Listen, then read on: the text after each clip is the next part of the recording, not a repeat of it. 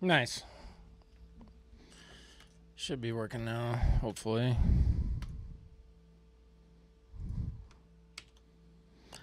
I don't feel like I'm going to be super talkative this stream. I'm just going to be making drums, and then we'll go into my sampler and Max for Live and make some bass and mids and stuff.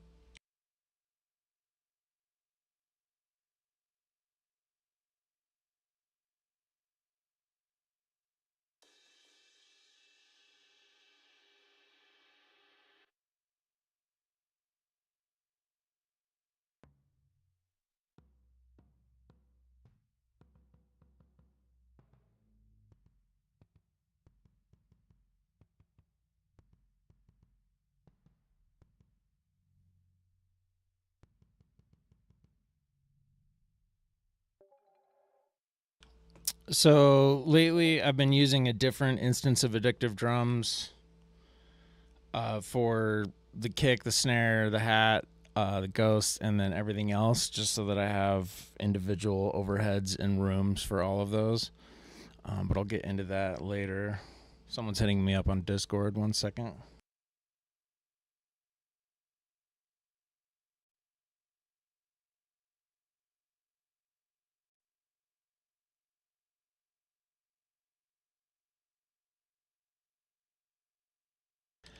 Nice. What's up, Blake?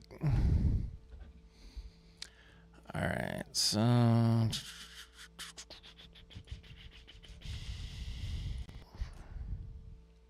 going to turn off my vocal mic when I'm not trying to talk.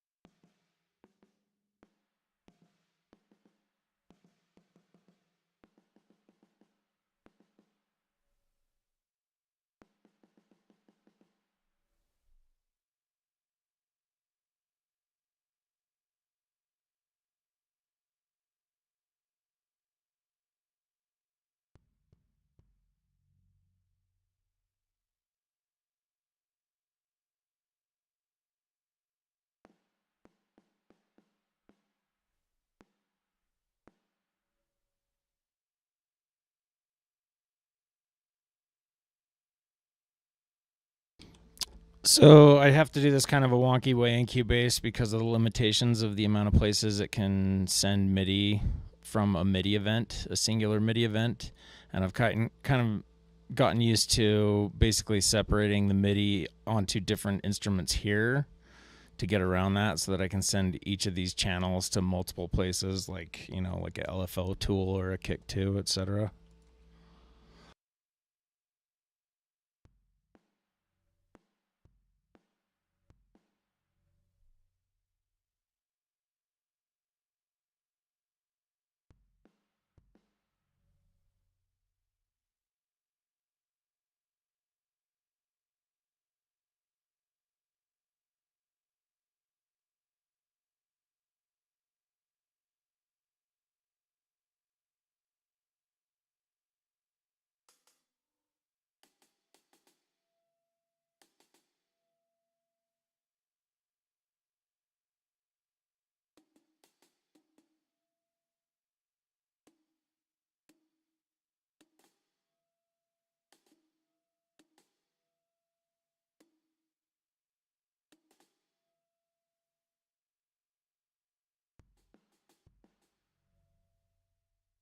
And for the record, right now, I'm not going to be worried about the pattern at all for probably the first hour, maybe even longer.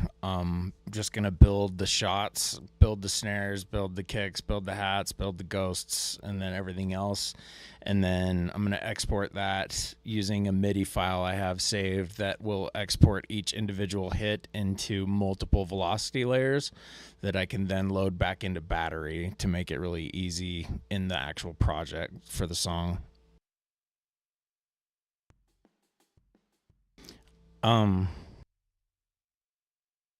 So here I'm just going to add another one for the ghost layer of the snare, because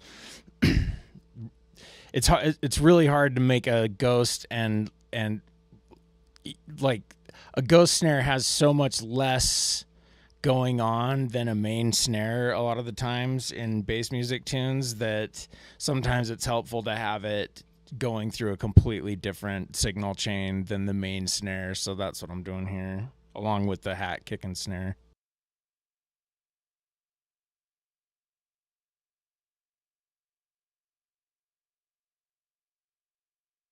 So obviously I need to use the same snare. I mean, you don't have to. That's the other advantage of having the ghost as a totally separate instance, is that you can change out the snare so that the main snare and the ghost are actually not even the same, instrument. And sometimes that can sound cool as well.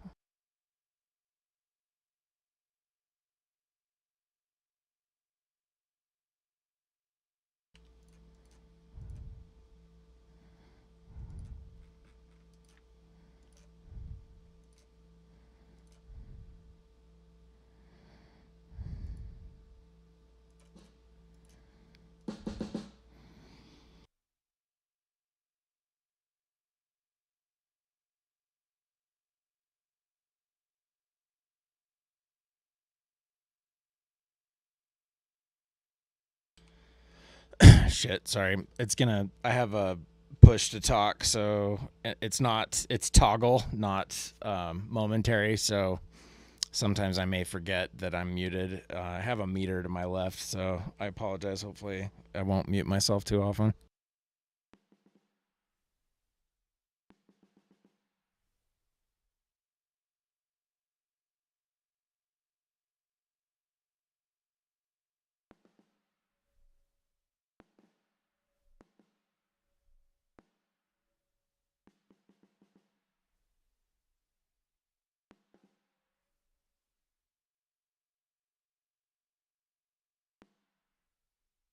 Sorry, I'm being janky right now.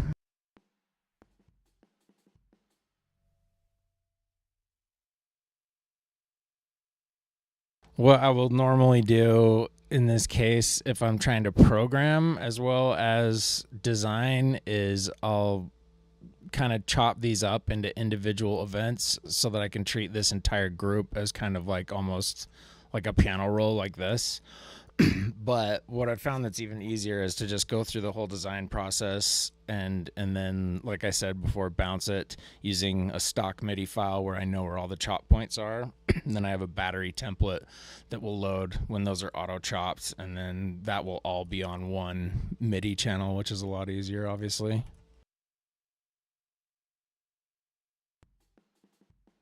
So first thing I'm gonna do is just kind of get as far as I can with the directs on each, and then stack sine layers on the kick and snare, and then noise layers on the snare, and maybe the ghosts, and get kind of the main kit and the directs and all that stuff sounding good. And then we'll address the mics, the overheads in the rooms, and then after that we'll go on to like bass and other stuff. So I may not talk for a while. If you have any questions, I can see the chat over here. I don't think I'll have many viewers at first, so I'm not worried about it. But if I see a question in the chat, I'll answer it.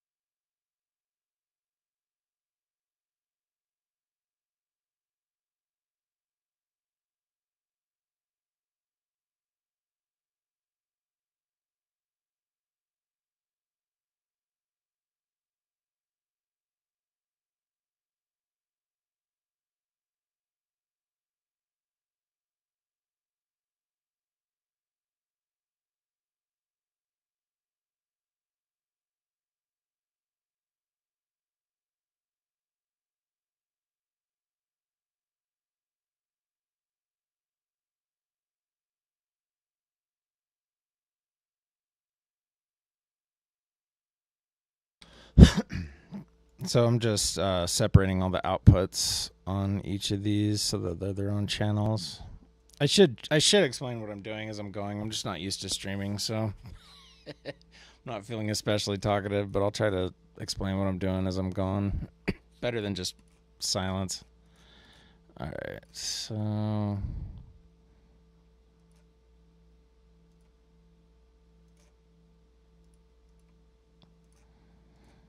I try to only activate the.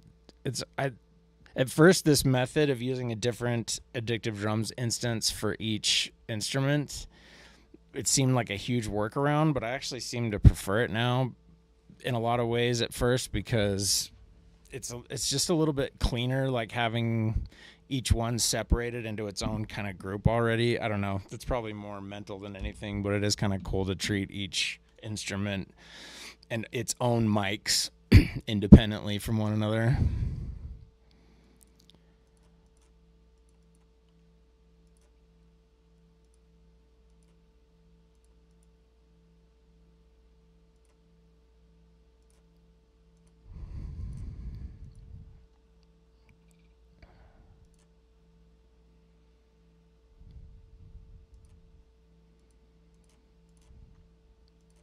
And I need to be naming these.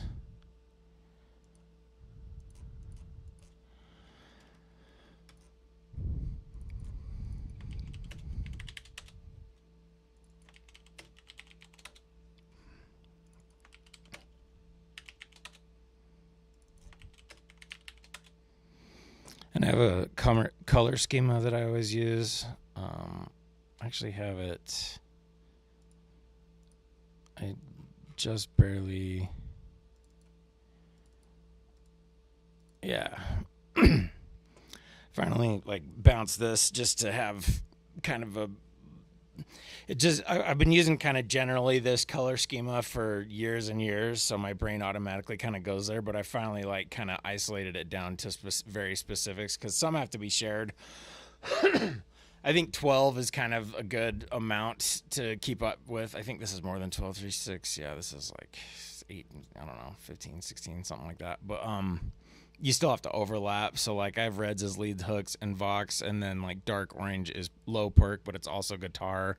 And then light orange is high perk, but also horns, stuff like that. There's only a couple that really kind of overlap like that, but I think it's really helpful to have like a permanent color schema for things, to be honest.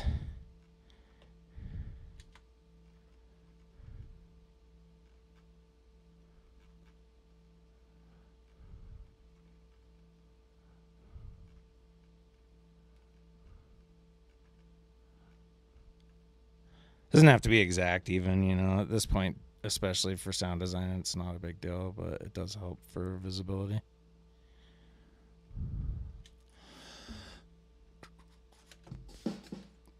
Okay, so right now I don't want any of these yet.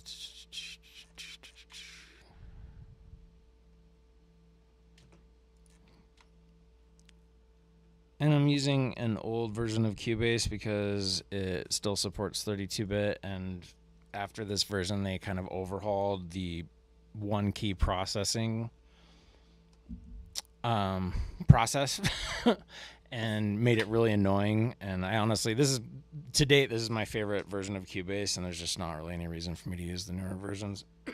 The only thing the newer versions have that I like is the sampler, but I don't use it enough to justify the switch. Okay, so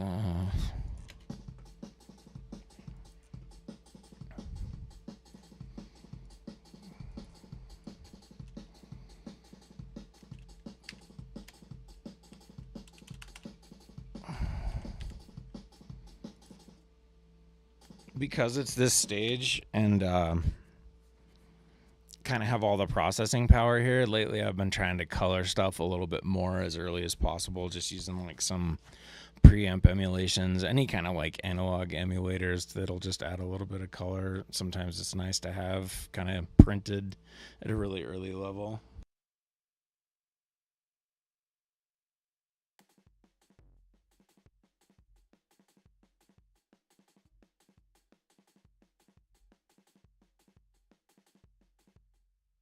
Also, can be nice to just get it up to level right away.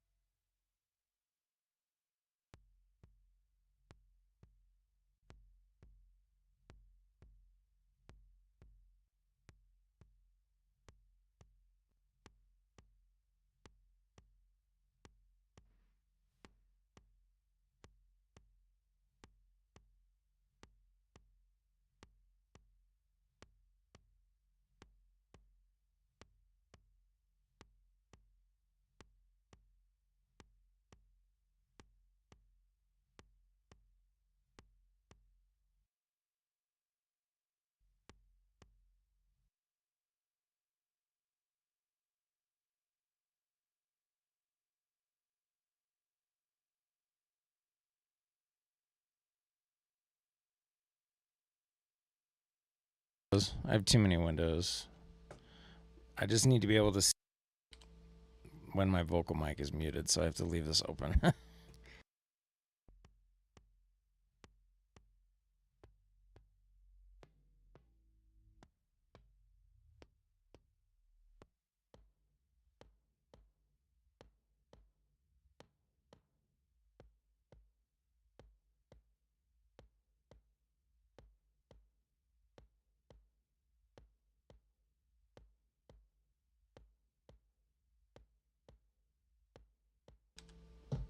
I think this one, it's hard to even tell. Like at this stage, what I'll usually do is add all four and then go back and start alternating them out, because it's like it has to be a two-way street. Can't. I've never like loved a kick by itself. I wouldn't know what kick to pick. Like you kind of have to have at least two elements to start, gauging.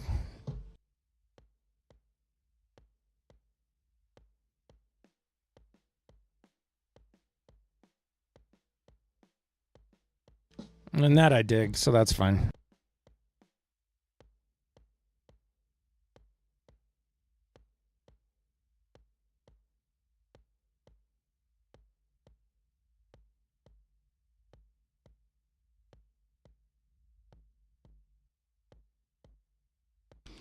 So sometimes what I like doing on the directs is to take down a little bit of the quiet up to a certain point, to where it really, at that point, what you're kind of doing is adjusting the length of the tail, because that's where a lot of the low amp info is on the tail. So you can kind of squeeze out the tail a little bit here and then kind of gauge where the body of it is in this range here.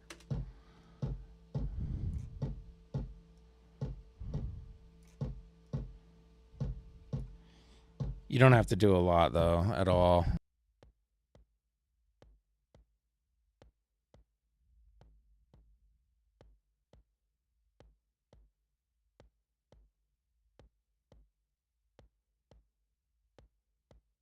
And I'm definitely going to be adding a synth layer under this, so I'm not super worried about the low end on it. It's probably going to be replaced anyway.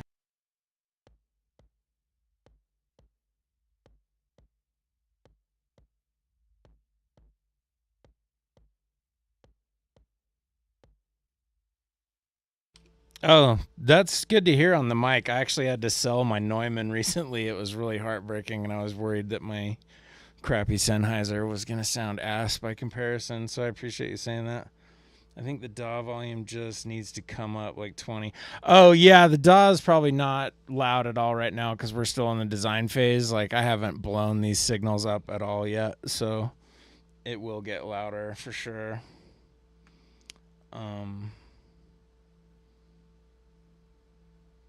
What's up, Andrew, by the way? Sorry I didn't see that. I don't know if I have an audible chat notification thing going yet. let me just boost this signal and we'll see if it gets up there. Like at all? Okay. Yeah, it's a pretty quiet signal still. Let me see.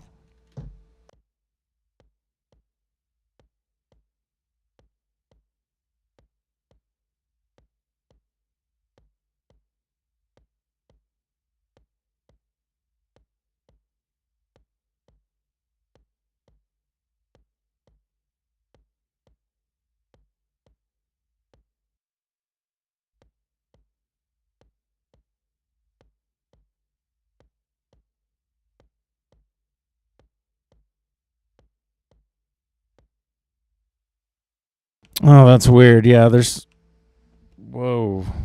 Yeah, there's something fucking weird going on. Thank you for mentioning that. There's definitely something weird going on. Hold on 1 second.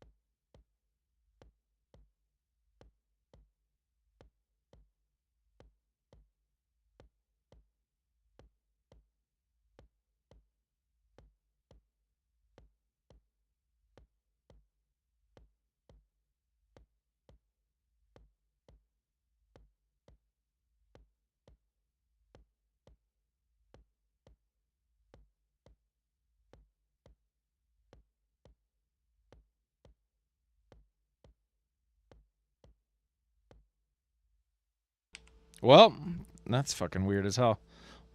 Sorry, I'll have it fixed. If you want to go and come back in a few minutes, I'll have it fixed. It's definitely OBS, I think.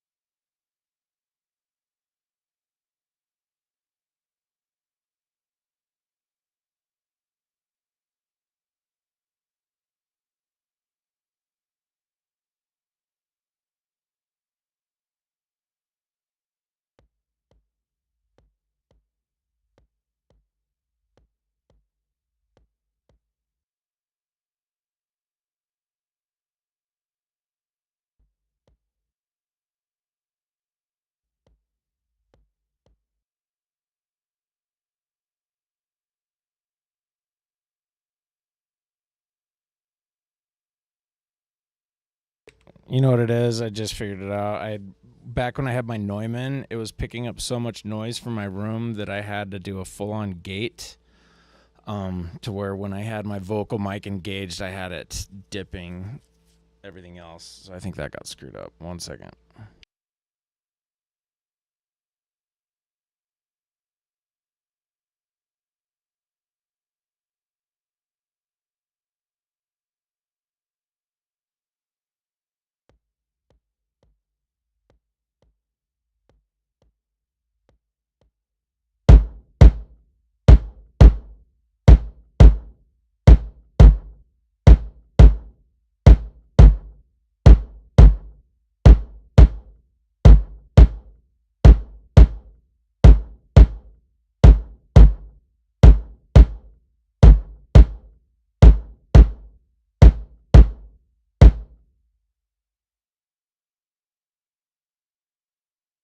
Yeah, I had a side-chained compressor when I had the Neumann still, so I just turned that off. It should be fine. I have it on push to talk now, so I'm not worried about it. Thanks for pointing that out, dude. I appreciate that. Too hot now. Oh yeah, I slammed the limiter so just to make sure it's at 0. I'll go back to no limiter. Nice one. Good looking out, brother.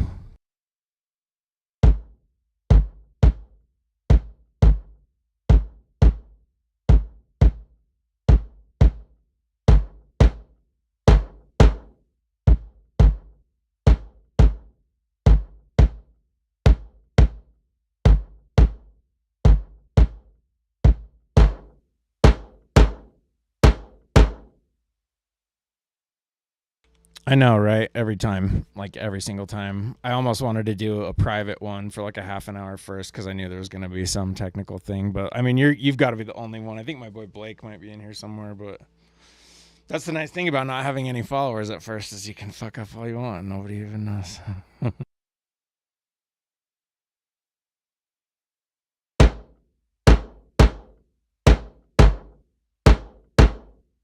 Have you seen this, Andrew? This thing with like going 100% wet on a wave shaper and then going straight to silence and kind of like starving it and then like giving little. You can get the weirdest freaking fuzz from doing this.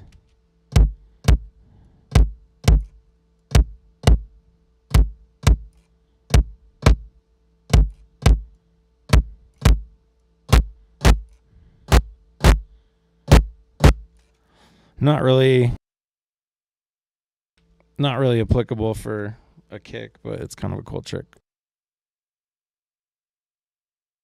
Oh, sweet. Dude, no, on bass sounds like this is crazy. You can get some really cool starve stuff because it'll just highlight like certain sections of the amp ranges. You can get some really cool, like kind of starvy, papery sounds. Not on a kick though, I don't think.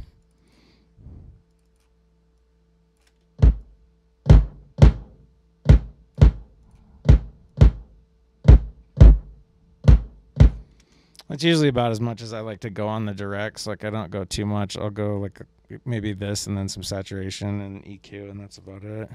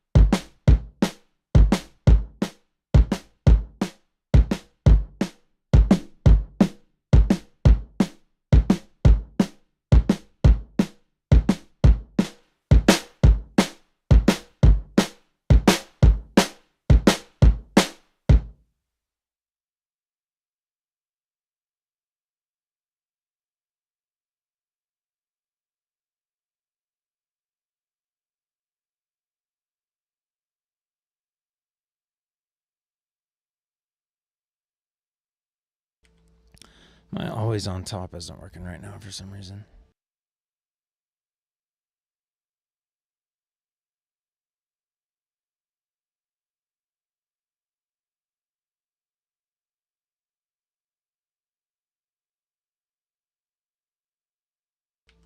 Oh, see, I couldn't even see if I was muted there.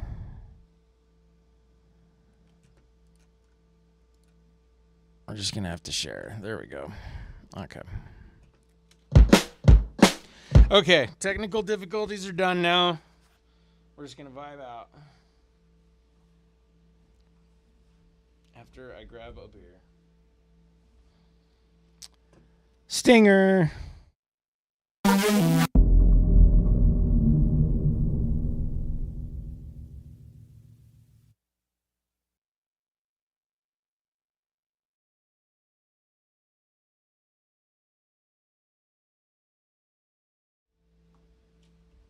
Alrighty, Reenie Roo.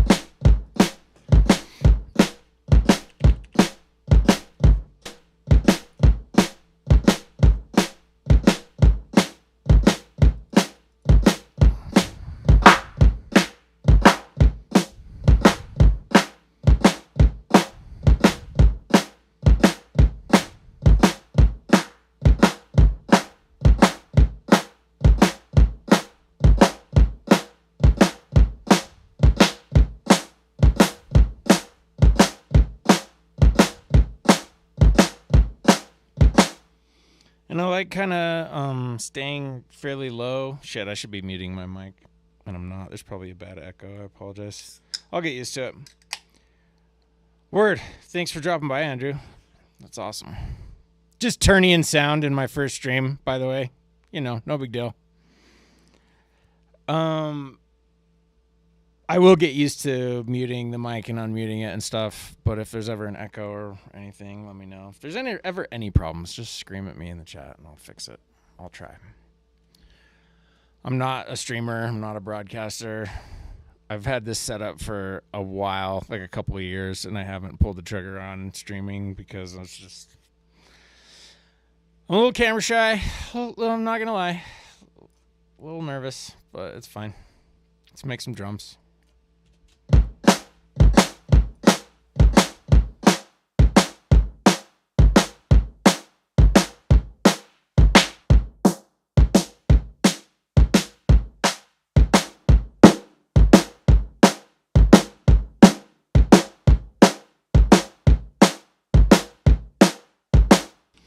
And in this case, like sometimes I'll go in blind and not try to have any preconceived whatever, but I had an idea. I want kind of really pitched up plasticky synthetic drums with, obviously some acoustic layers in there. So I'm leaving everything really low at first so I can pitch it up later and get some nice air on it. But then also, I'm not as worried about like the fundamentals as I am the highs, or even like in this case, I'm listening right here for kind of the low mid rather than the fundamental on the snare, because this part will probably be more from kick 2 or maybe phase plant or something. Probably kick 2 though.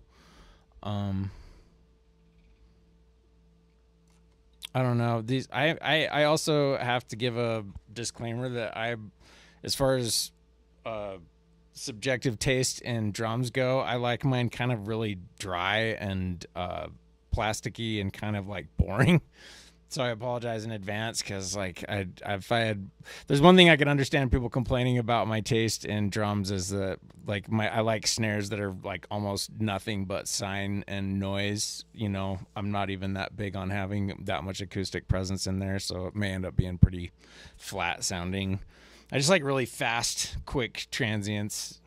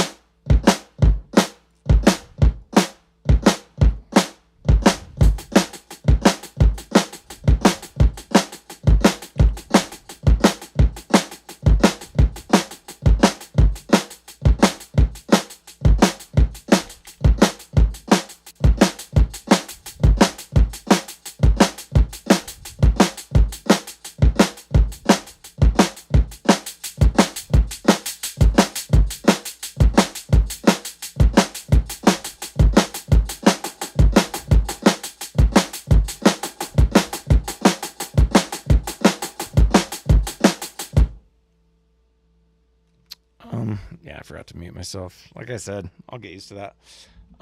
With hats, a lot of the time, I like to keep a lot of the low end in, because invariably, I don't know if it's just me, but I end up having to like high pass them over and over and over again. So like a lot of times I'll leave as much meat and body on them as possible for as long as possible. Because I know at some point when I have the full break in the tune with some bass in it and like some other percussion and stuff, I'm going to invariably want to probably high pass it even more. So I try to keep as much info down there as possible, just to make sure that by the end I don't have nothing but, 15K and literally nothing else.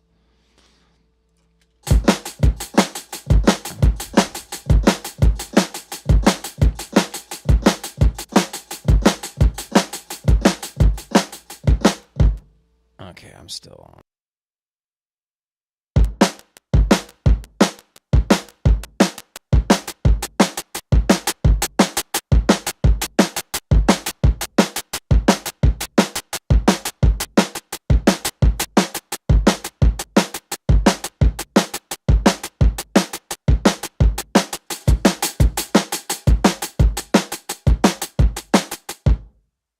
kind of want to go a little more weird with this too. I don't know. I've been making a lot of these kinds of breaks and like kind of going for more clean. I'm going to try to kind of go a little bit more dirty on this one. At least on the cymbals and stuff. Like I can add dirt. I can add a dirty snare layer later.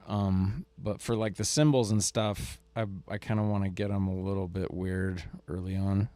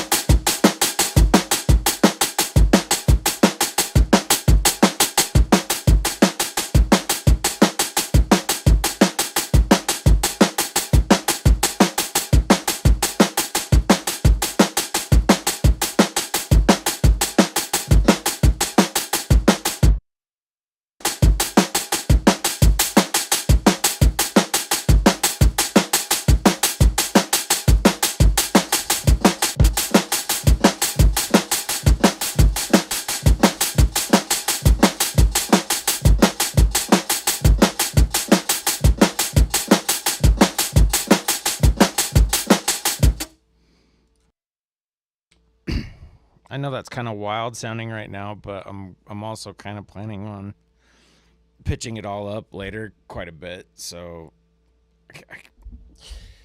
I don't do that a lot with snares. That's almost like a natural thing of snares is when you're designing them, they'll be like they'll naturally kind of it's really hard to be precise with a really fast snare out the gate. It's usually best to get it like clean and fluid sounding, and then you can pitch it up and make it faster.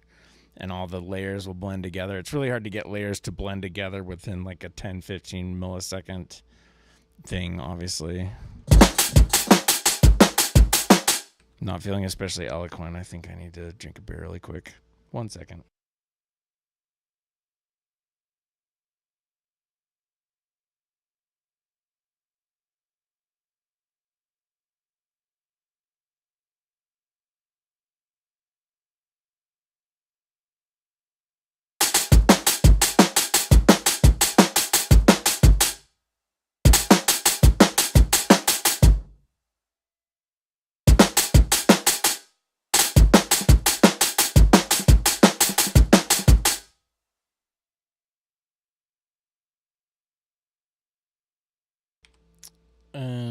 I'll usually, that's part of the reason why I don't go absolutely ham on the snare here either, is that I'll usually copy over this stage to the Ghost, to where it's still fairly clean, and then we'll start blowing up the main snare even more.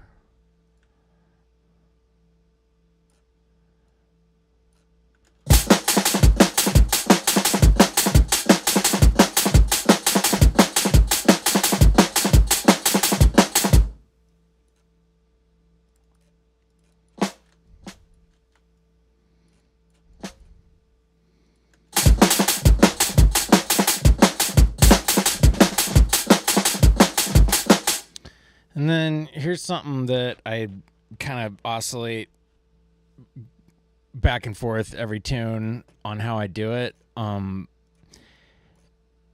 You can set Addictive Drums to not adjust the amplitude via velocity out the gate, so that this would be triggering different samples within the library, but it won't be making them quieter. And then once I have this all bounced out and put into a battery patch, I can then use velocity on the final MIDI channel or MIDI track to control the amp more than at this stage. So before I bounce this out, I'm going to go into each of these. I'm going to leave the velocity on now, controlling the amp, but when I go to bounce it, I'm going to turn that off so that effectively all of these bounce at unity, which is also nice for headroom, etc.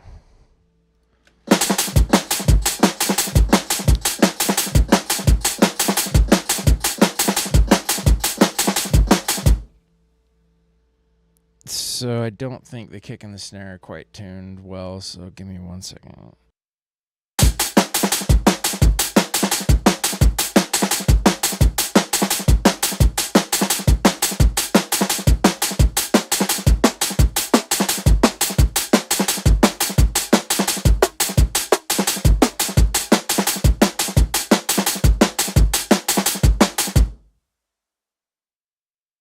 man, nothing pisses me off more than that this doesn't, like, nothing triggers my OCD more than the fact that this, I'm holding shift right now and it will not go to 1. It is always 99 or 101. There's not a lot of stuff that will drive me nuts in that way, but that for sure drives me nuts. So what did we pick? We'll do 99. So we'll do 99 on the other one.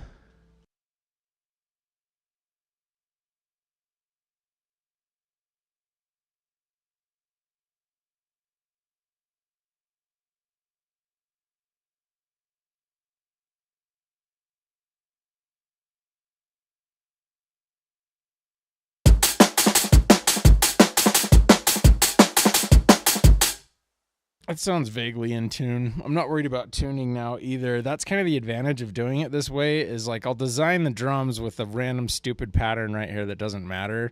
As long as I have enough hits that exemplify what the final is going to sound like. Like I'll have, obviously all the tom hits and all the cymbals and whatnot, but it's kind of nice during this stage of drum design to not care about the pattern at all. Like it's good to have a pattern that's similar to what you're going to use the drums for, but it's the biggest advantage to doing drums this way is to have that final battery patch at the end that you can just use MIDI on and do the pattern however the hell you want it in the final project with zero CPU use, basically. Like battery is zero latency and uses almost no CPU really effectively, so that's the main advantage.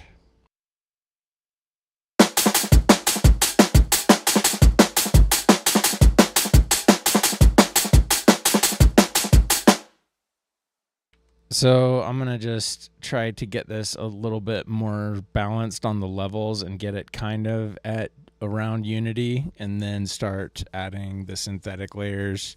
But the whole time, and I'm totally obviously biting a lot of this from, not biting, what was cool, I joined Noise's Patreon and started watching some of the tutorial videos that Nick was putting out. And I was so relieved to see that a lot of what I was doing was similar, not the same, but at least similar. I felt like I was like, oh, I was at least on the right track, but I learned so much from watching his video. So if you want to go even deeper ever than I ever possibly could, obviously,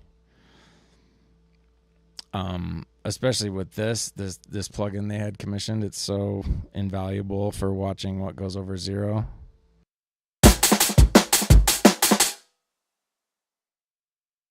I better not talk about Noisia too much because I'm a crazy Noisia fanboy and I'll just go off.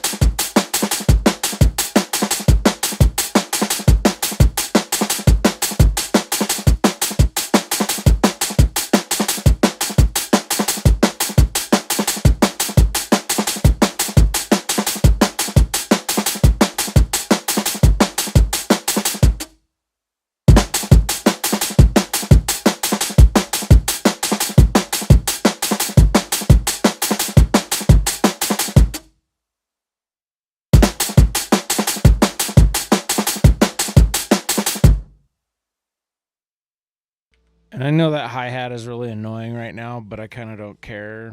Like I said, I wanted to imprint as much dirt on the cymbals as early as possible, and that does mean not being too picky about how it sounds, more picky about how dirty it is.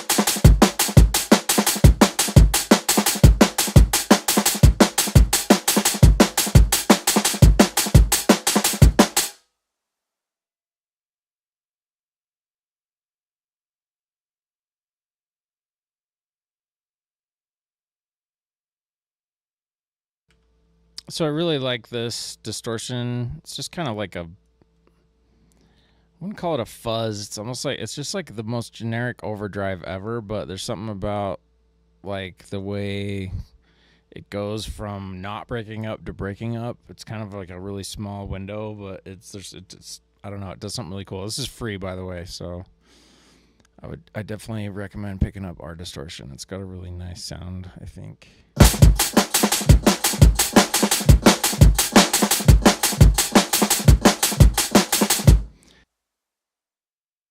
I especially just like using it as kind of like a, it's like a combination coloration leveling tool. Like one or two notches here just does that classic kind of, it's like combination saturation, distortion, not compression, but it just feels like you don't have to worry about, it definitely just flattens every aspect of it a little bit, but gently, at these levels. Like if you crank it a lot, and then these other types are also really cool. There's a couple that sound really weird.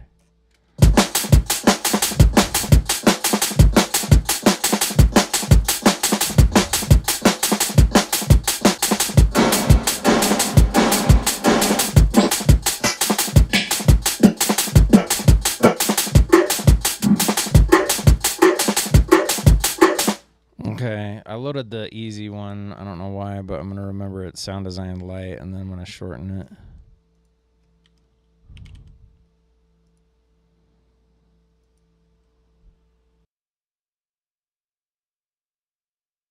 This has got to be the coolest part of this compared to Convolver, is being able to like draw the envelope and like the low pass and high pass, all that.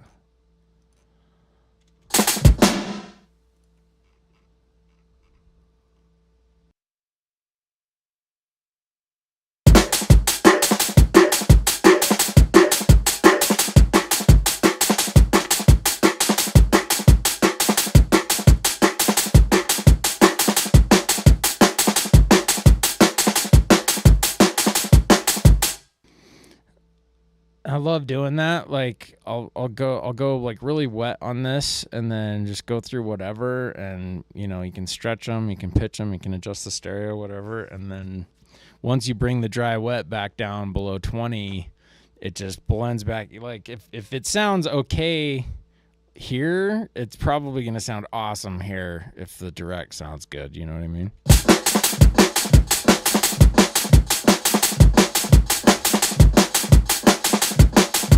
And I think I forgot to turn off alternate hits, so we're getting two different snares. 1 second.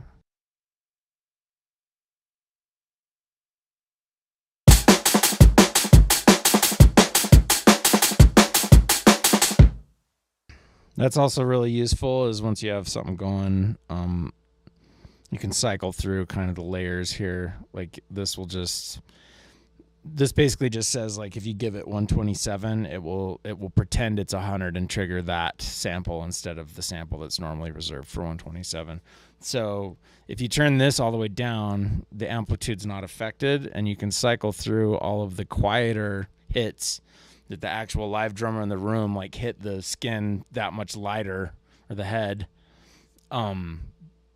But you can still use that as the main snare. Sometimes some of the biggest snares I've ever gotten were actually from some of the softest hits in these libraries, like where they were barely hitting it. Sometimes it just lines up better.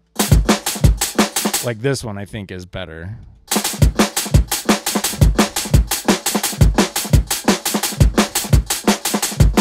Yeah, it's way better.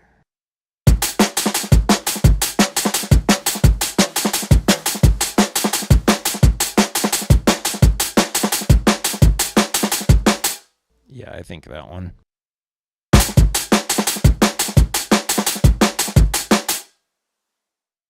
So that's 84. Like I said before, it gets annoying when you have two instances, one for snare and one for ghost. Is anytime you adjust something like this on the snare, you have to adjust it on the ghost as well.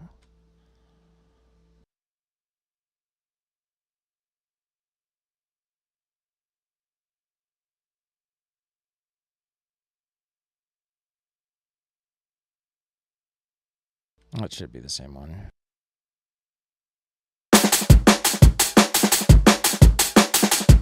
And actually, that doesn't even matter because the ghost, in that case, the ghost is never going to go that high. Also, I've been using a method where I'll reserve velocities 101 to 127 for the main snare, and then velocities 100 down to 0 for the ghosts. Because there's certain things you can do with MIDI filtering where you can say, like, okay, any of these hits between these keys, between these velocities can go here and the rest can go there. I think a lot of that's specific to some limitations in Cubase, but it is kind of nice to have that standardized in my head to where I always know, like, okay, if any hit, like if I want to separate any drum hit into two separate signal chains, one for loud and one for soft, I know the loud one will always be velocity 101 and above, and the soft one will always be 100 and below. And that just helps because sometimes you're approaching that same concept from different places, and having that type of thing standardized, I think, can really help.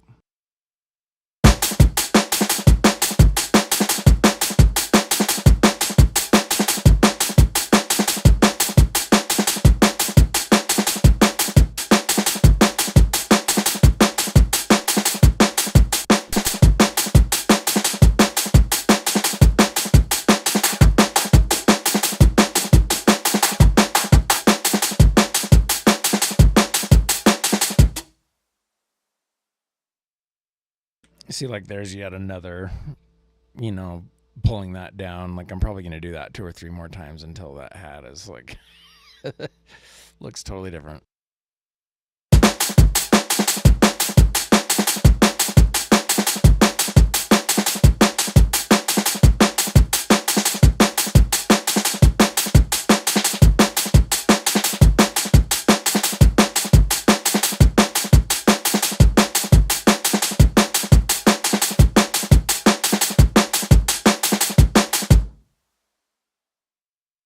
And honestly, I've probably been taking too long on this already.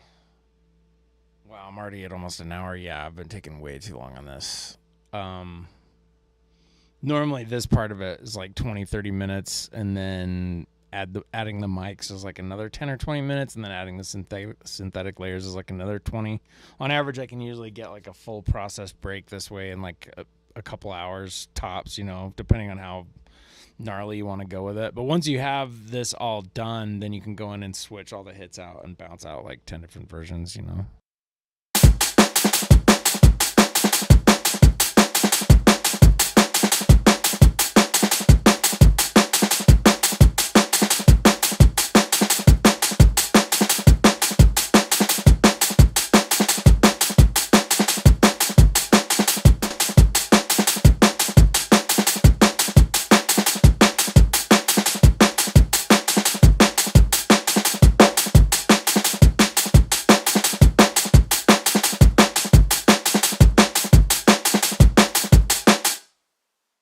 I'm kind of focused on this range on the snare because I know I'm going to replace this range mostly. And I really like snares that have like a really strong kind of like 500 to 1,000.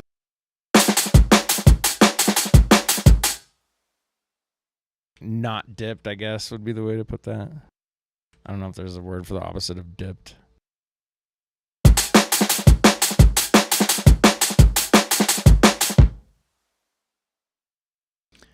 Okay, I think I'm getting too distracted with my head on deciding what to talk about and what not. So I'm going to shut up for a while and just start adding. First thing I'm going to do is add a synthetic layer to the kick and the snare, and then I'm going to add the mics. But I don't think there's much else I need to talk about in the in between.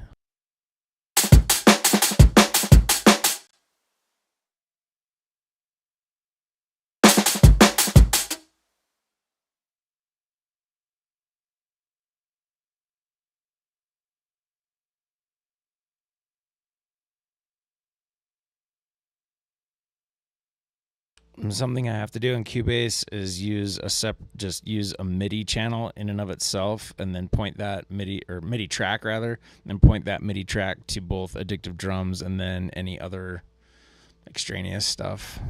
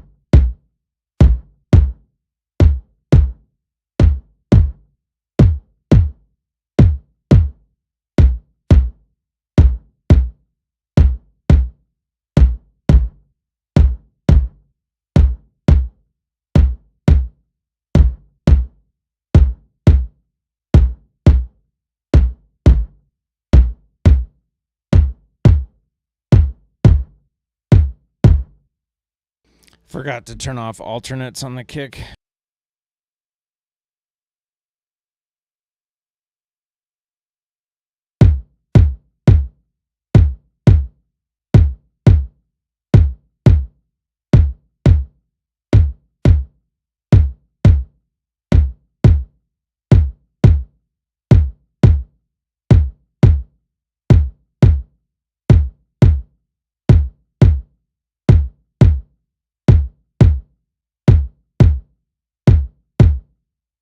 Honestly, that's not bad. And what's weird is like I feel like the less time I spend screwing with this, the better. I don't know if it's just because I'm not that good at it, but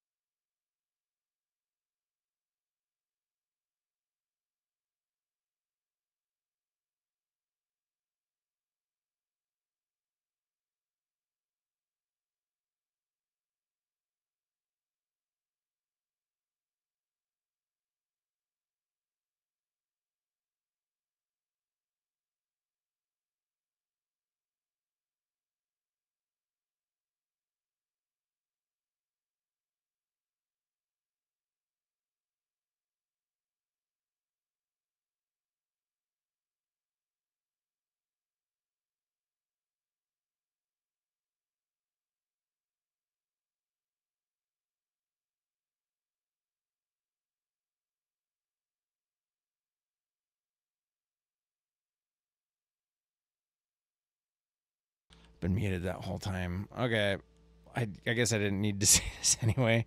I think this is fine already.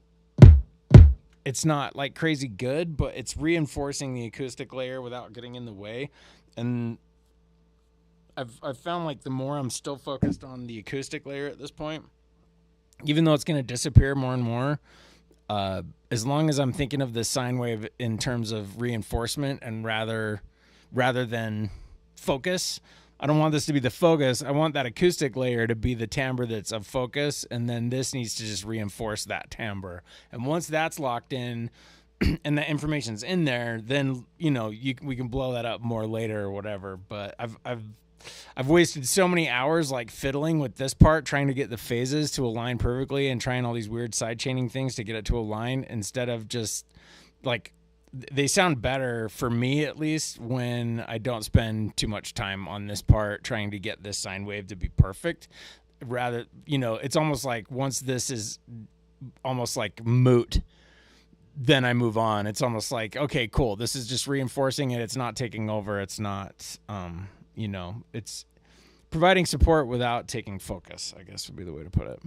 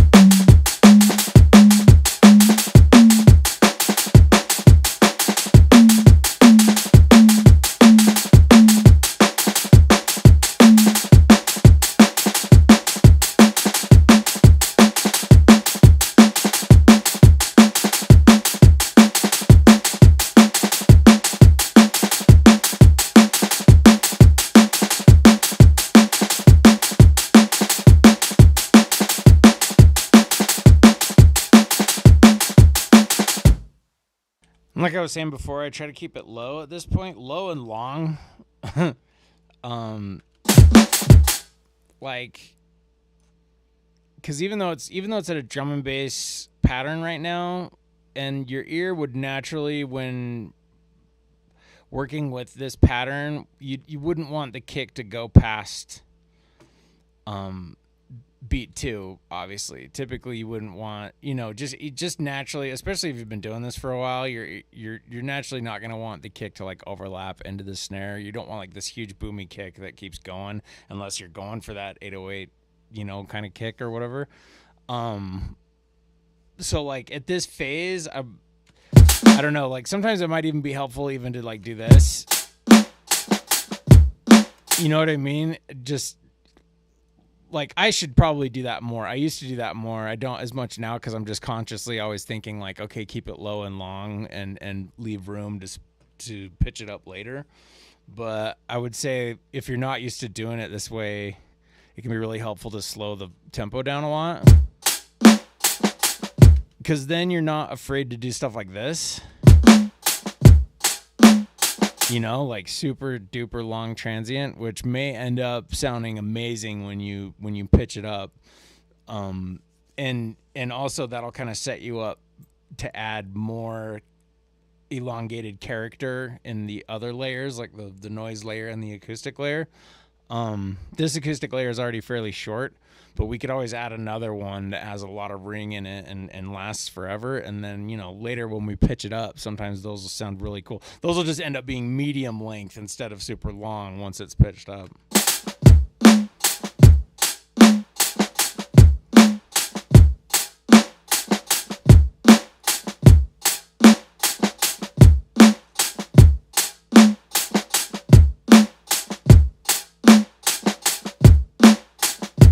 At this point, I think probably best to just kind of line up how long this is with how long the acoustic one is, and you can kind of hear like how long would that fundamental ring out compared to the acoustic ringing out.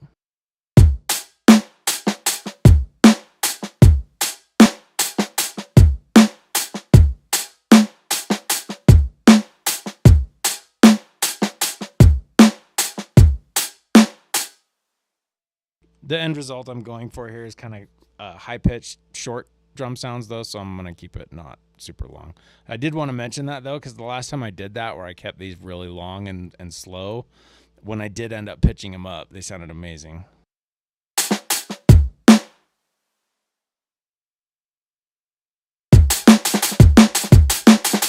See, like, you hear how that snare sounds like it drags, kind of like that. Your impetus there would be to speed this up.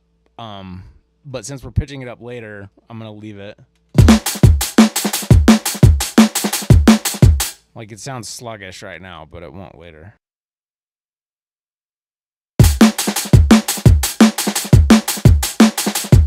Cool. That part went fast. Like, keeping that part fast has been so beneficial to my workflow because I used to spend way long on that. And you can, obviously, to great benefit.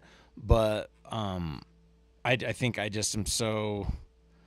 I get too precious with it, and I start just like, oh, that shouldn't, And at that point, you're also combining phases, and if you don't have any side chaining in place or anything, getting those perfectly connected like is a tall order, unless you're specifically going for that sound. If I'm just gonna side chain it to the synth layer anyway, there's not really a lot of reason to go that meticulous with it.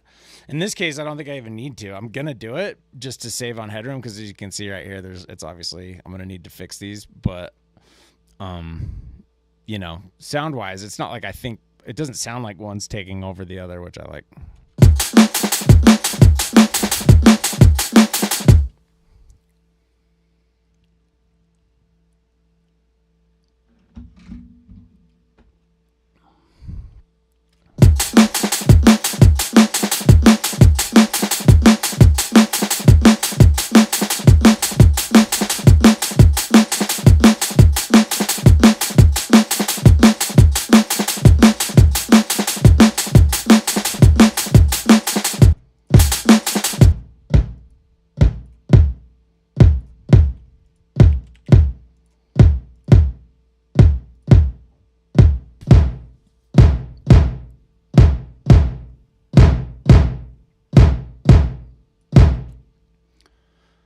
I keep forgetting to mute my mic. Sorry. Um, what I've liked doing recently is blowing up the mics a little bit, like too much, and then using an envelope after to shorten the tails and get kind of like some really weird resonant parts of the body, and then just cut off the tail.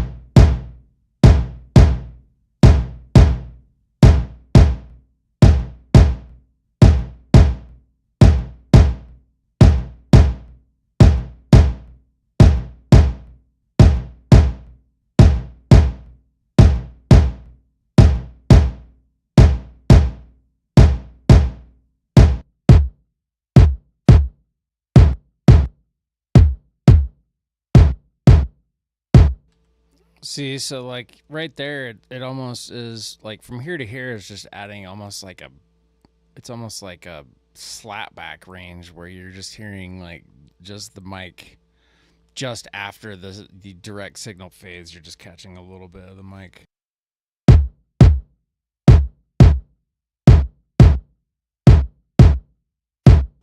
And you can always do like manual side chaining here as well, which is kind of cool.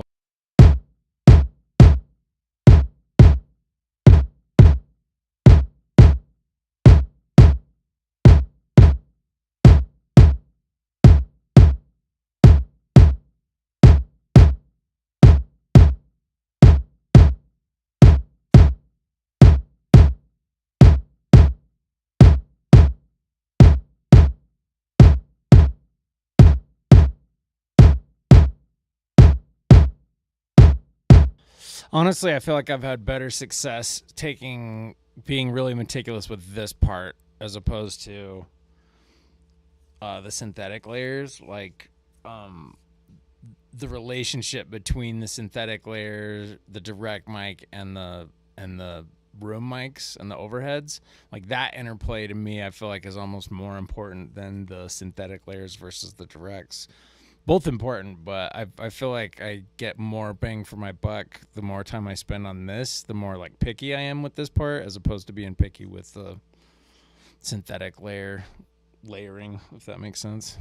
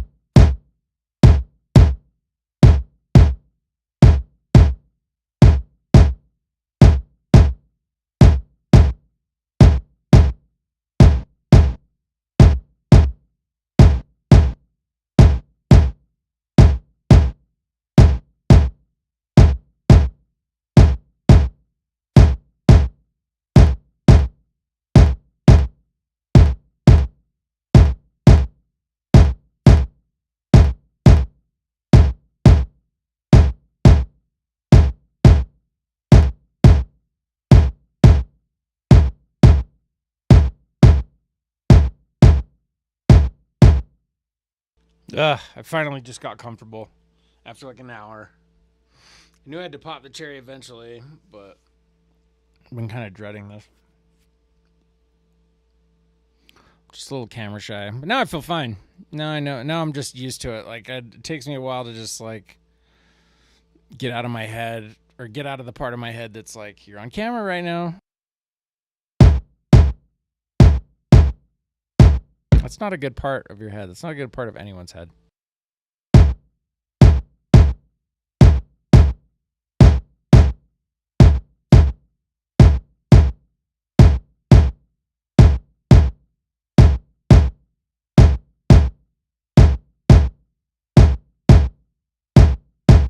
Yeah, I like that.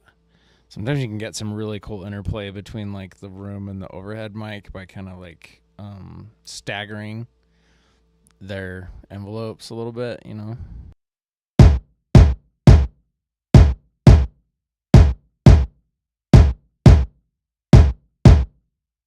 I feel like all the mics are way too loud, you know. I'm going to turn them down, but I always try to go blast everything out of the water and then pull back, you know.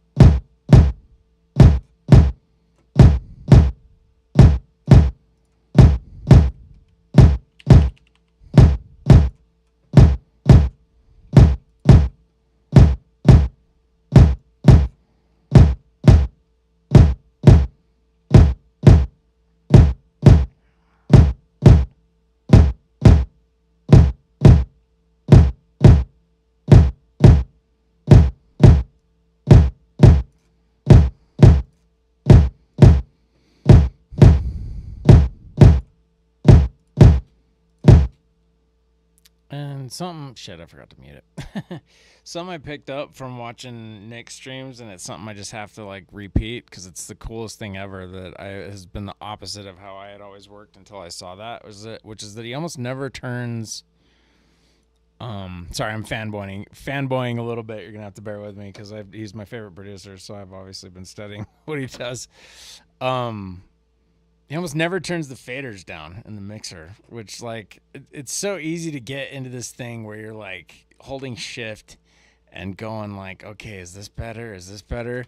And it's so much better to, while you're designing and processing stuff, to get it set in the chain to where you don't have to touch this ever. And it's like a set it and forget it thing, because you're not always tempted to go back and fiddle with the fader. I really wish I'd done that years and years and years ago. It's already helped my workflow so much doing that. just makes you commit, you know.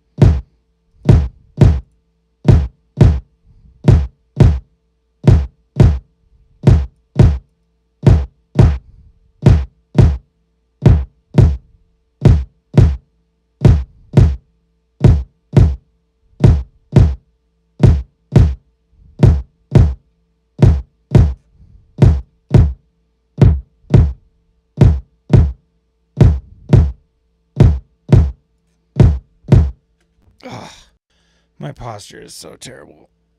That's like one of the main things that has kept me from streaming, to be honest, is like I feel like I look like a hunchback on screen.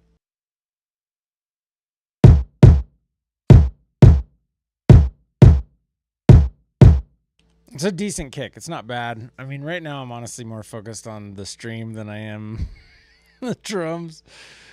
After a dozen of these, I'll be fine.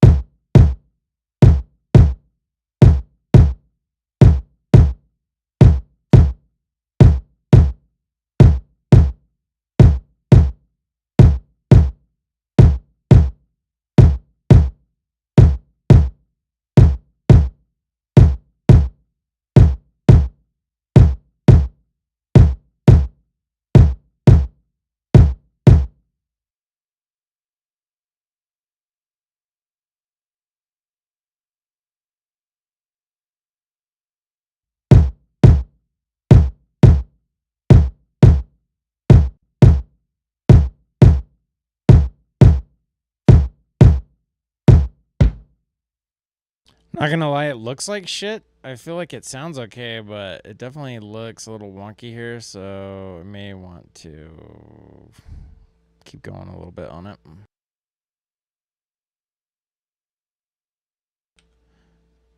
I'm not like a big kick guy in general, and like sometimes I'll look at my favorite kicks in here and they are more like this than like a straight sine down. So I don't know if that's like a personal preference thing. Maybe I like kind of more blatty, noisy, muddy kicks. I'm not sure. But this sounds okay, but I'm going to try to clean this up a little bit.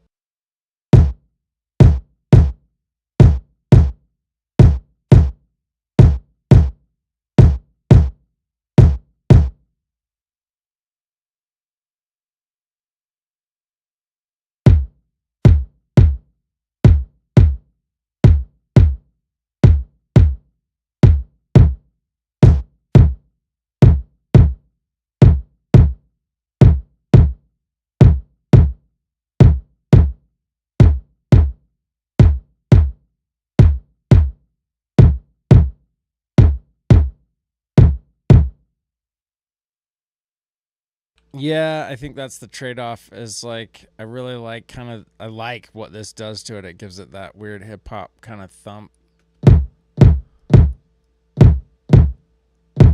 But that totally screws the transient up like a lot. Like once I take that out, this improves. Not improves, it's just that the sine wave is not masked.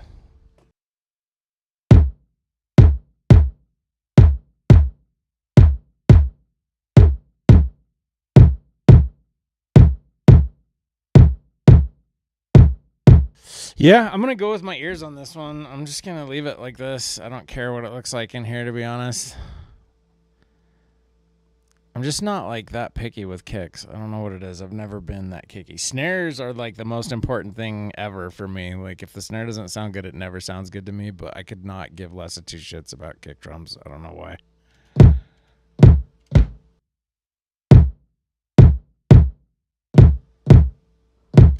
It's just never been a source of pride for me, I guess.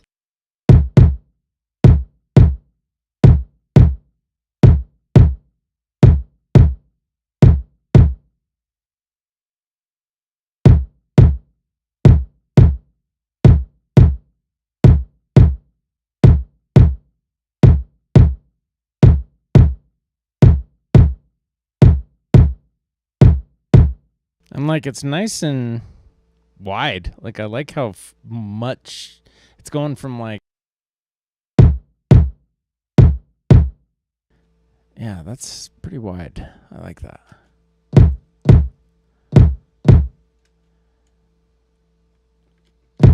All right, moving on. I had the room muted there. Let's see if we even need the room on the kick.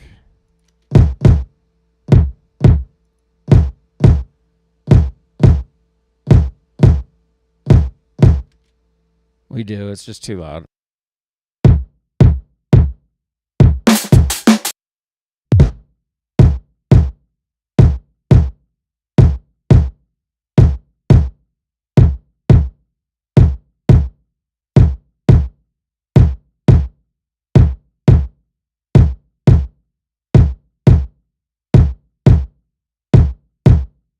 Just a little bit of air. That's nice.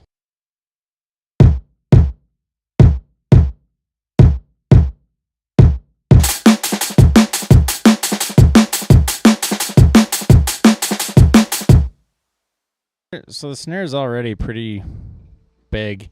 Like, I don't mean big as in fat. I mean big as in like long and low. It's not that low, but it is long.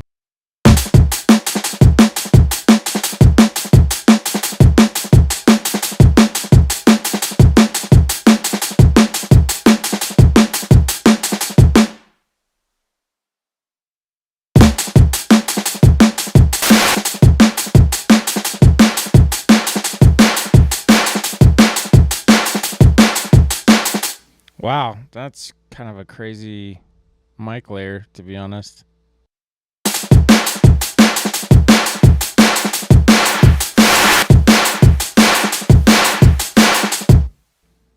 I'm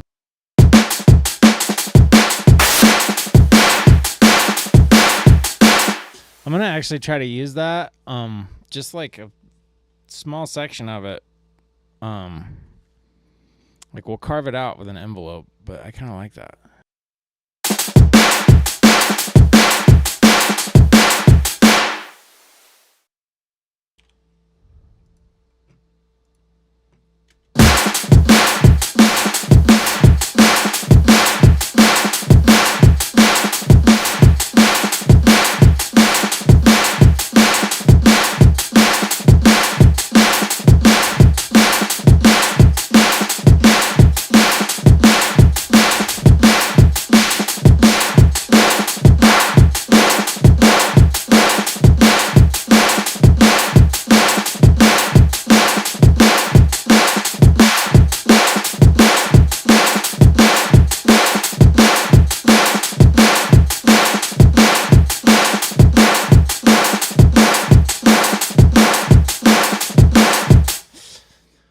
Somewhat out of habit, but also just because it always seems to work out better with layers like that have just a lot of mid content, like claps and like white noise stuff like that. I usually will just try to make it as flat as possible. Like if something, not necessarily full spectrum sounds a lot of times the impetus, or I have a tendency to dip it a little bit. But anything that needs from like 500 to 3K or whatever, 5K, I'll try to just make it as flat as possible at this stage, especially because then later, if you need to make room for something else, you can always carve something out. But yeah, I don't know. It's hard to put into words. This is what's going to be nice about streaming is I'm going to be forced to put stuff that I only think about into words that I've never even had to like articulate before.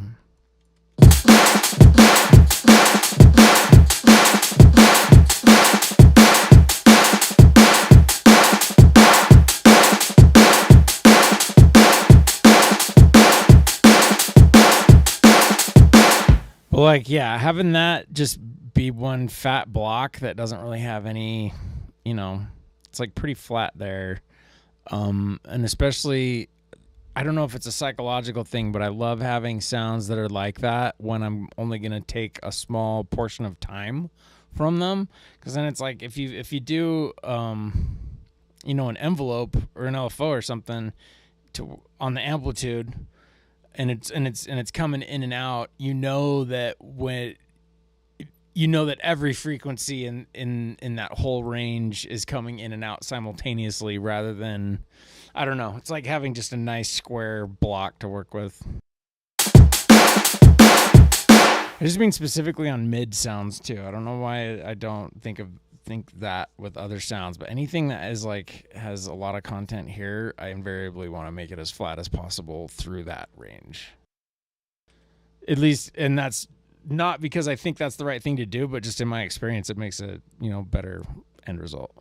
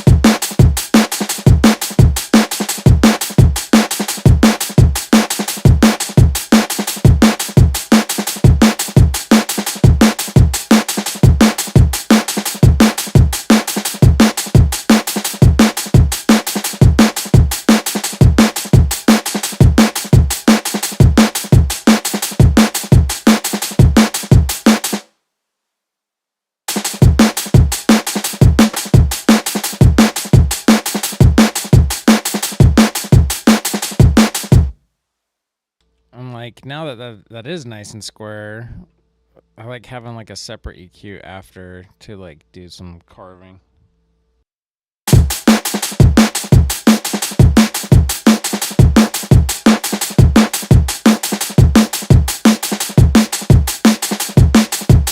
So you can really hear like where it's going to complement the acoustic layer.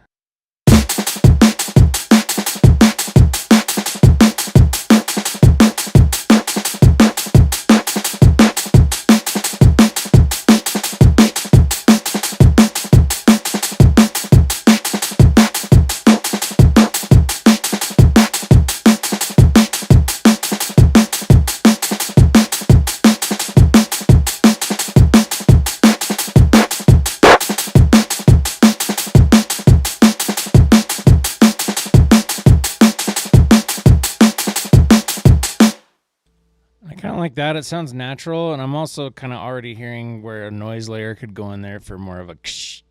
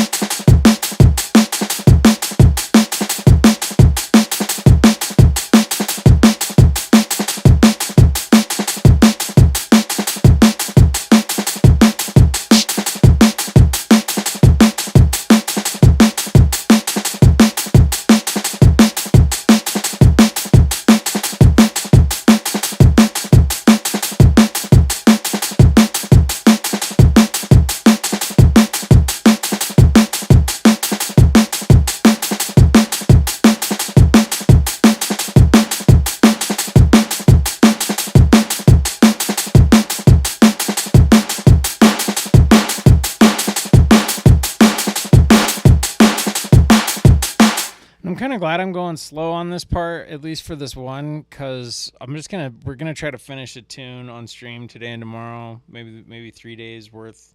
Hopefully we'll have close to a tune. But like I'm trying to get more loose and casual with this part of it to where I can bust out a bunch of different breaks, because it's really weird. You can never really predict like which ones are gonna be project useful, honestly.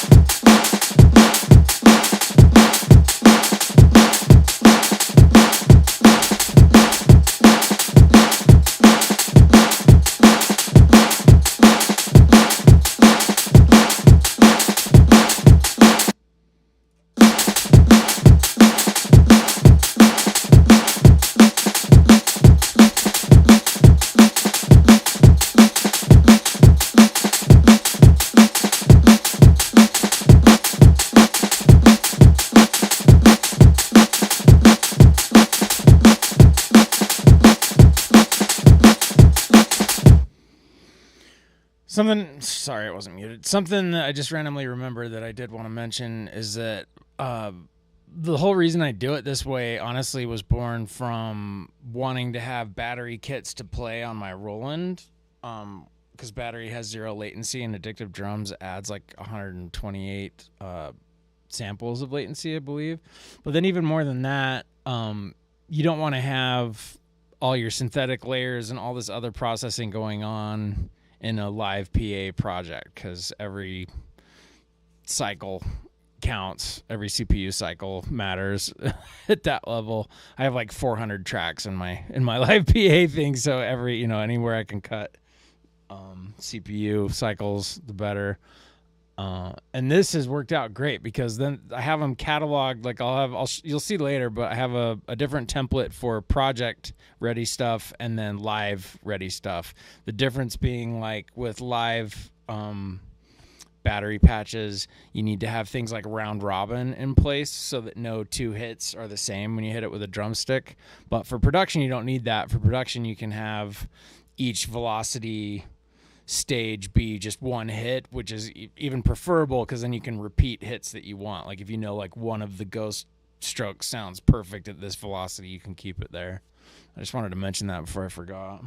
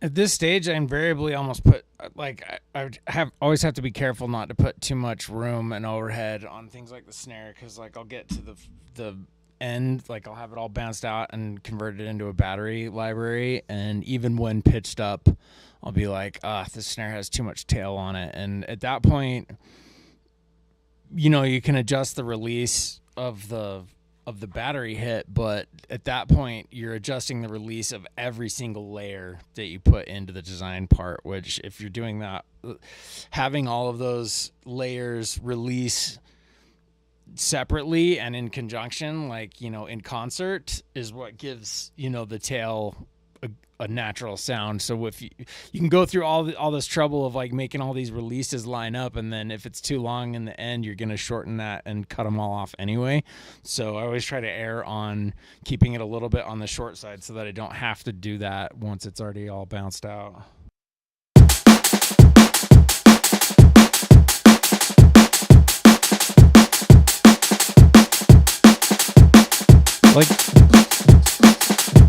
Like the difference between that and that is so huge in the end. I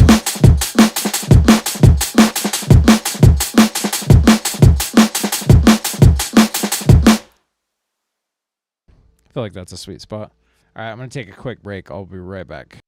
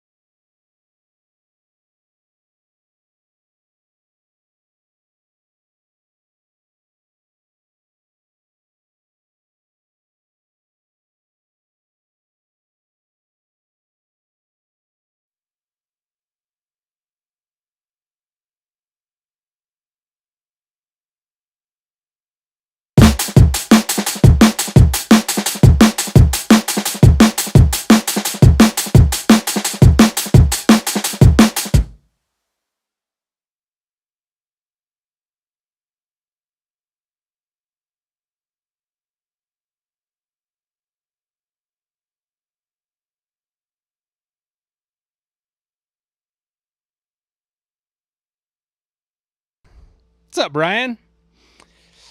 Sorry, I was muted. I was talking to you. I was muted. It's funny, I have like a couple of pixels out on this monitor, and for some reason where it says methods on your thing, it looks like it says Metroids. It's like, learn from your Metroids. I can feel it. I can feel it all the way down in my Metroids.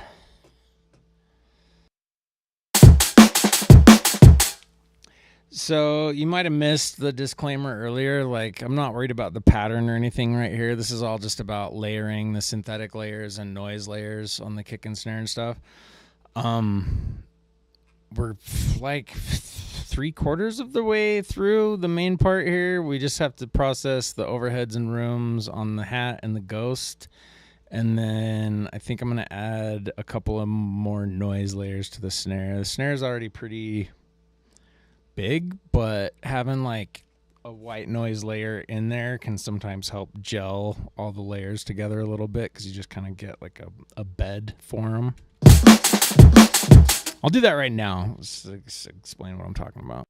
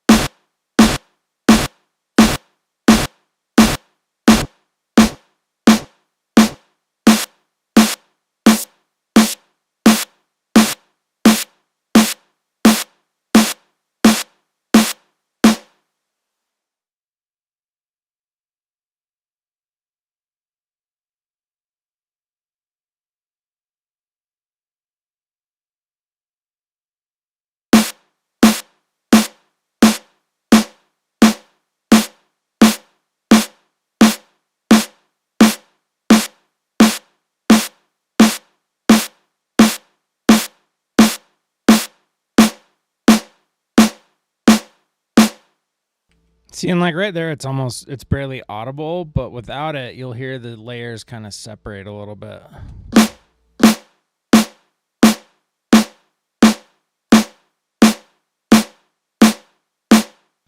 Like, it's pronounced there, but I mean, what is it even adding? You know what I mean? Like, perceptibly, what character is it adding? I mean, it's like it's almost like a crunch.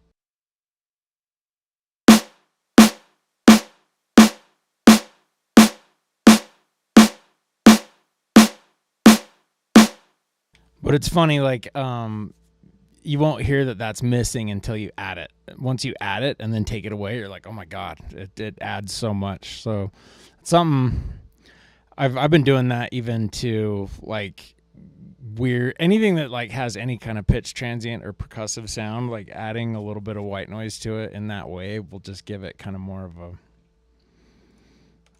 scrunchiness.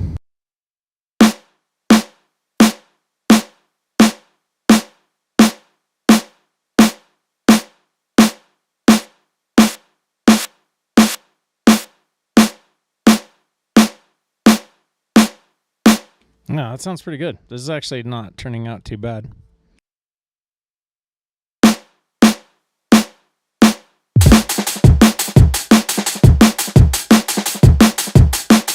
Now that the snare's all nice and tight, though, the kick sounds a little sloppy.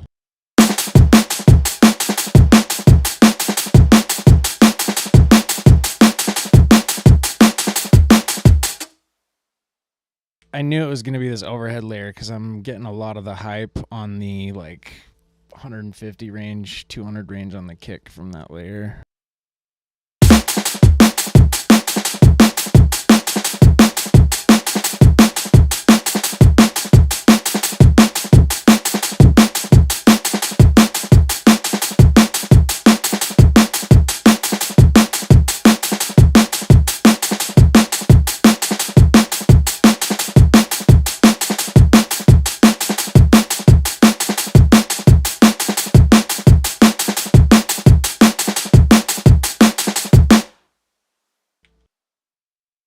something I'm going to do right now is audio rate side chaining from the synthetic layer of the snare to everything else. So I'm going to group the directs and the mics together, and then audio rate sidechain that with the sine layer.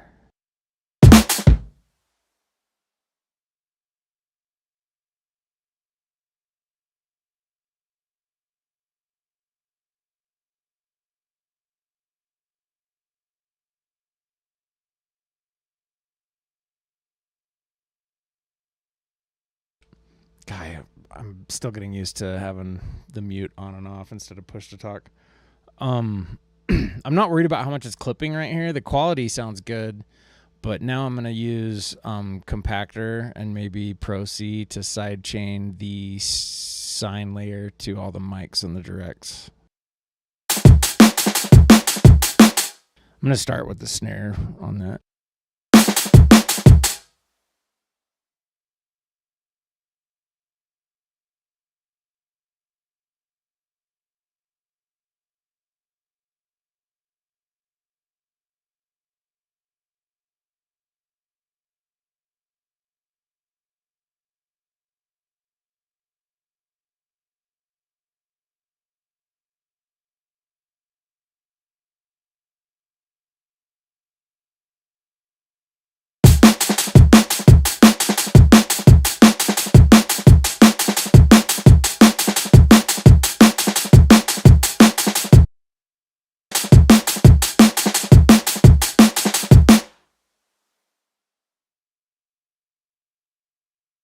So here, let me drag this down. You can see.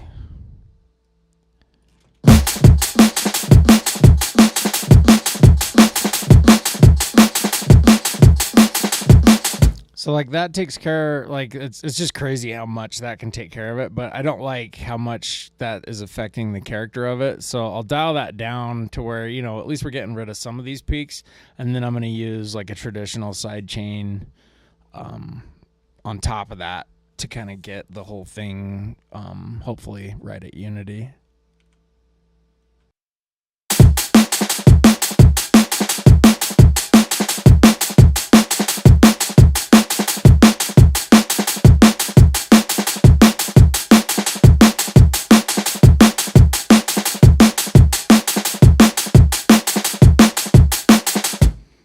I think actually more of the character is coming from the mics than is from the sine layer. So I may not even do this at all, because I feel like even usually like between 30 and 50 here, you can get away with up to like 50 here without it affecting the character too much. At least in this specific case of sidechaining the sine pitch transient to the mics. But in this case, like even small amounts are taking away the character of the snare that I love. So I'm going to not do this and just use a traditional sidechain.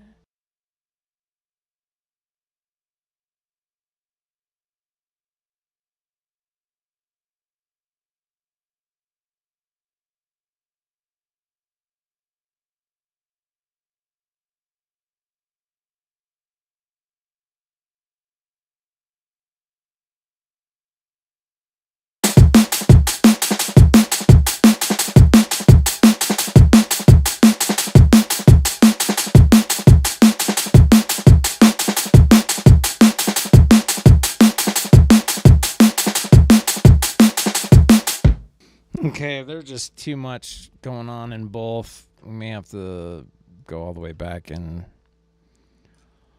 time them differently.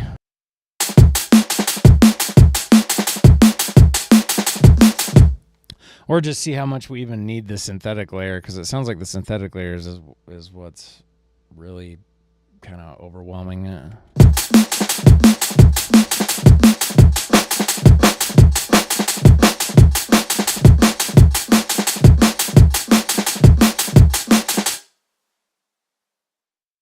I bet it's too long too. I think we made it just slightly too long, even for here.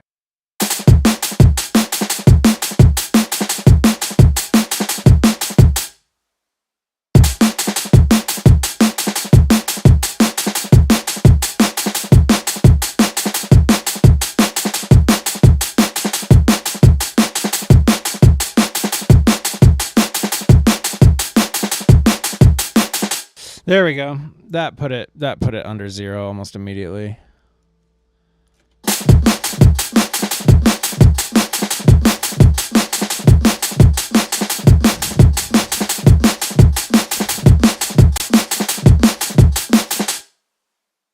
I like that ump. So now I'm gonna add back the compactor, and we'll hopefully see this red disappear.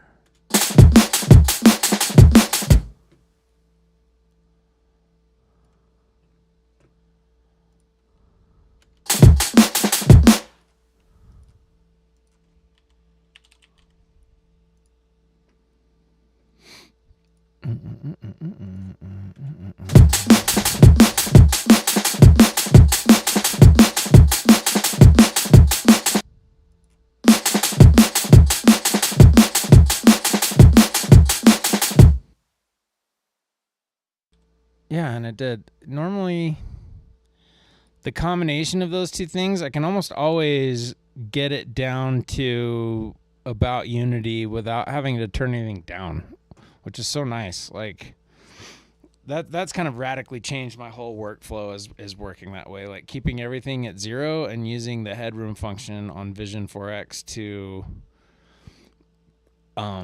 address anything that goes over 0. But just the main change for me was back in the day, or I mean for years and years and years, if that was doing that, what I would tend to do is turn down one of the layers, one or the other, instead of trying to sidechain them together, or I would try to EQ them together more, I guess, rather than in this case, like EQing them for character at first and doing creative EQing to get them to sound, get the timbre and like the initial transient and stuff to sound the way you want, and then using kind of these, they're almost like tricks to kind of get them to not mask each other. For some reason, doing like a normal sidechain and then also an audio rate sidechain, you can usually get it down to about 0 here without, after having distorted it and all that other fun stuff, without having to turn anything down. And that, I don't know, there's something about that that's really helped my mixing lately. Is kind of, it's just kind of like a nice line to have, to where it's like, if it's hitting over 0, I should be able to get it back down below 0 by either sidechaining the offender or EQing what I have to make room for the offender, or audio rate sidechaining, whatever, delaying it, changing the phase, stuff like that. But if you employ any of those techniques, you can usually get it back down under 0, which is kind of cool. I love that. I completely learned that from Nick after getting Vision 4X and their video that they have on it, and it's just like, it's the coolest way to work ever. It makes everything so much freaking easier.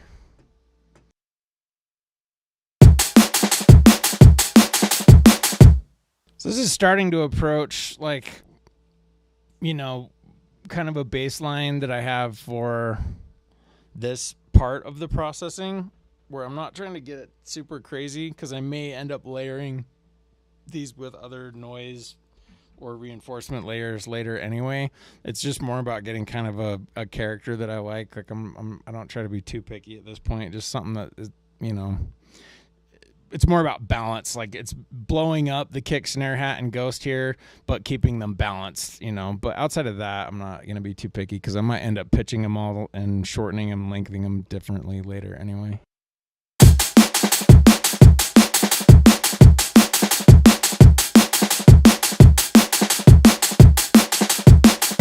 What I do like here about the ghosts is that they almost sound like hats. Like they're blending into those hats to where you get that real chicka chicka sound rather than like a dit-dut.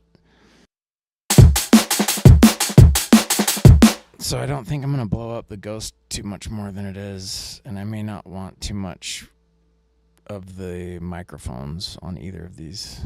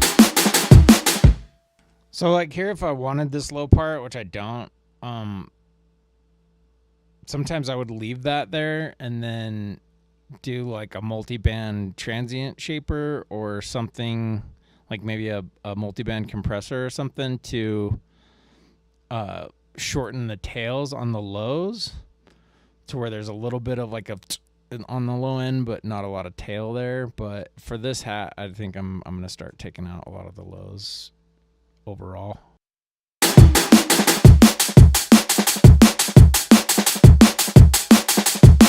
Especially on the mics, like I find myself using the overheads and rooms on the hi hats not as much. Usually, if I can get the direct sounding good, I feel like that's easier to control. But that said, the overheads and rooms is really where you get like the sizzle.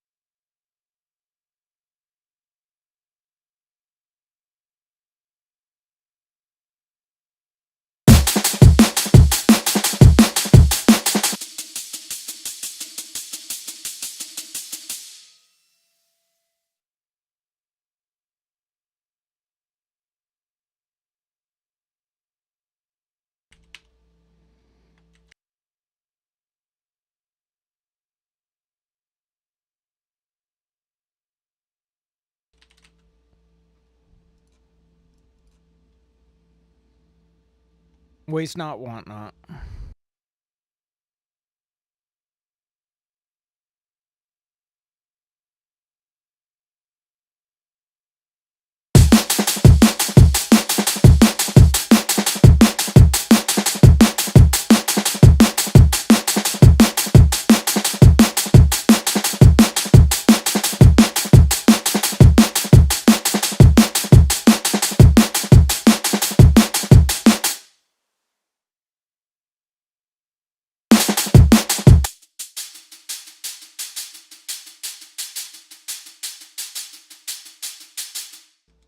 And a lot of times I wouldn't bother, but I'm actually going to do the envelope trick on these as well because I want the quality of the overhead in the room, but not the tail. So, yeah, just blow them up and then shorten the envelope using LFO tool.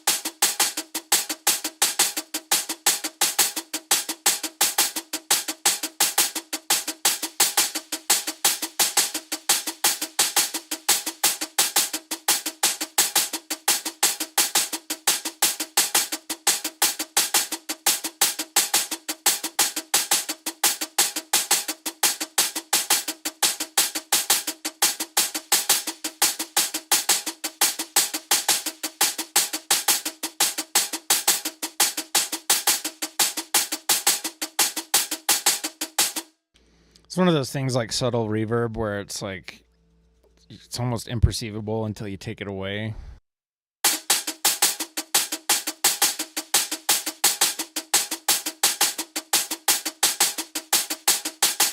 It's almost like literal just air.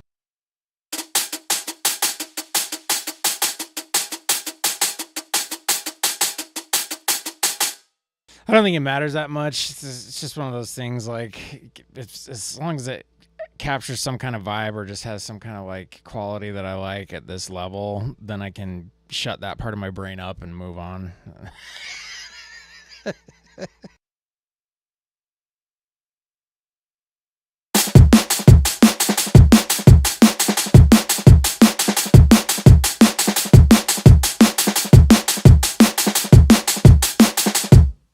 So I think, yeah, yet again, we're going to need to high pass the hat, so I'm going to join them all together and high pass all of it.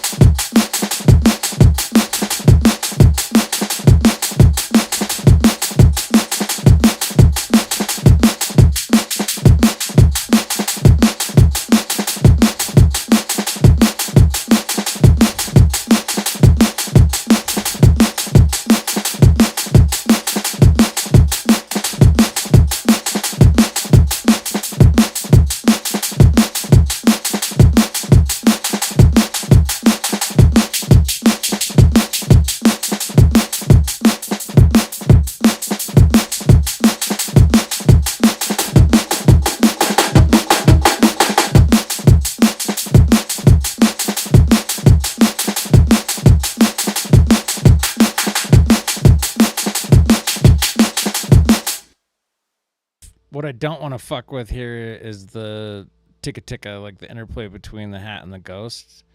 'Cause usually they have to share like a little bit of this area somewhere to where it kind of like it's helpful if they almost sound like a singular unit together. The ticka ticka. It's my favorite part of a break, so I love dialing that in.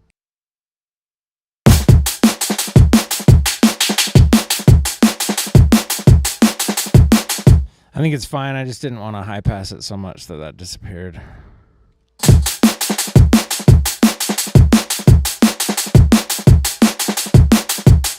think the main thing with it is it's just that hat is really chunky and it lasts a while. But we're going to pitch it up later, so I'm not worried about it.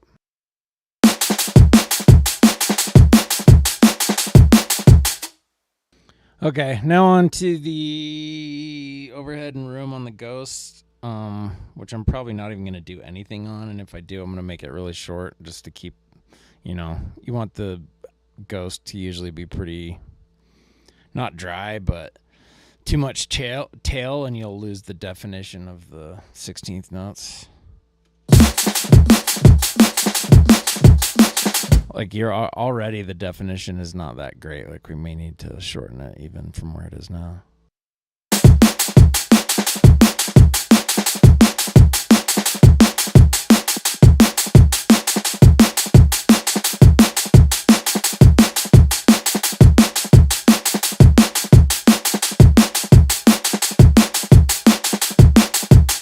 It might be too short, but it's a step in the right direction. We might want to just do it with envelopes, honestly, like with LFO tool, I mean.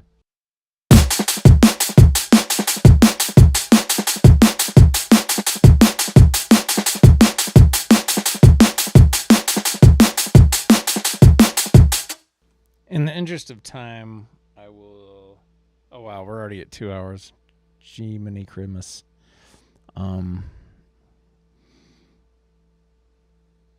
Yeah, we'll keep this short.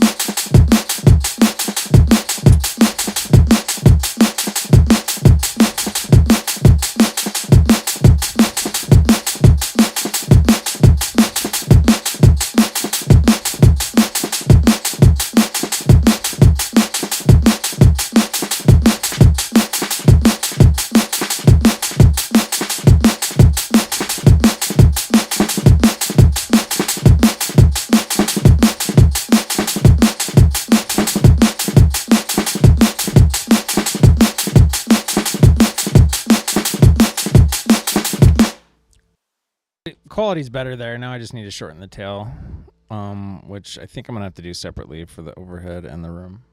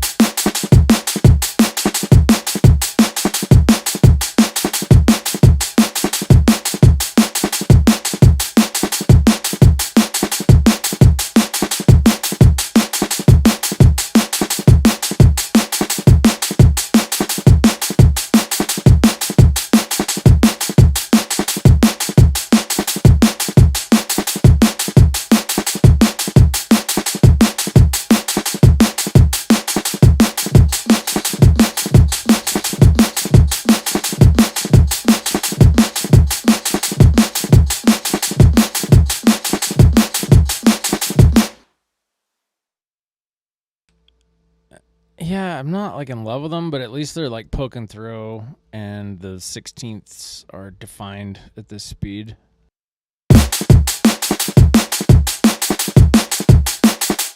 They don't sound related to the main snare at all, which can sometimes be not great, but I kind of like that with this because the main snare kind of has a lot of other stuff going on it.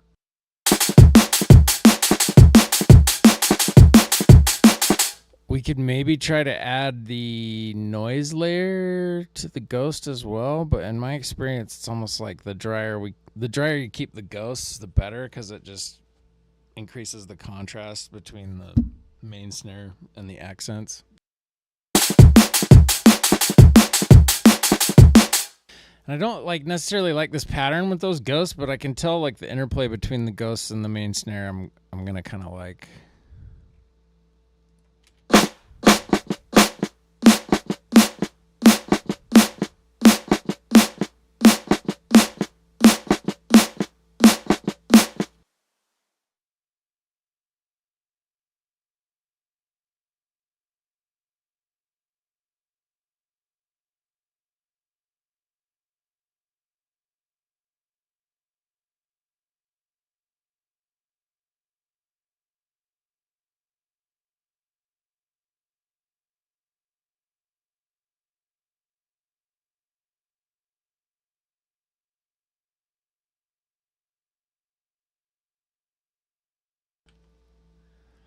I keep muting my mic when I don't think it's muted. I may have to just leave it on. We'll see how much the delay is when I leave it on when I watch this later. If it's not that bad, I'm just going to leave it on in the future so I don't ever mute myself. It's obnoxious.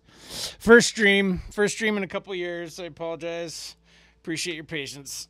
Ugh.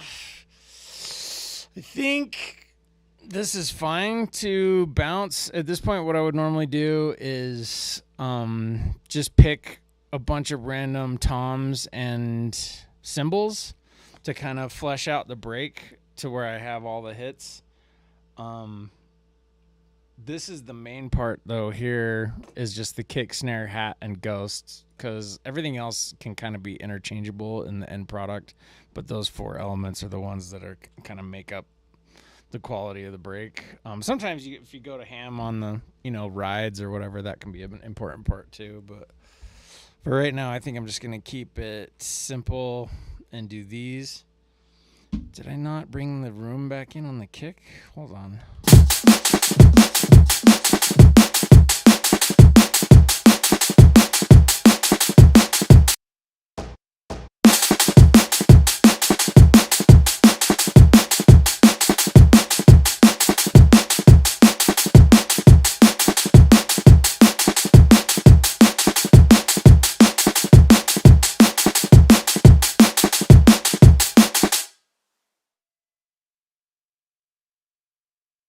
Yeah, and if I'm worried at this point, what I can do is just bounce the whole thing.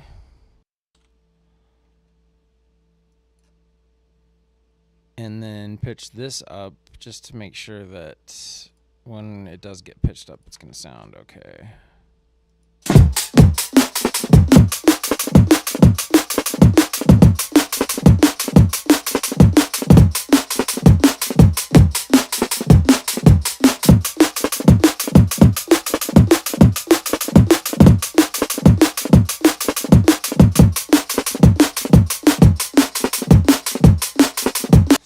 Wow, that snare really dried up.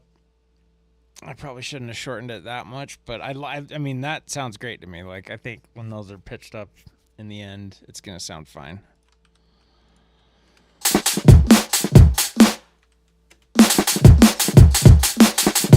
So I'm going to take a break because what I do, this is a good opportunity for a break, because what I do at this stage is grab this MIDI file here that I have.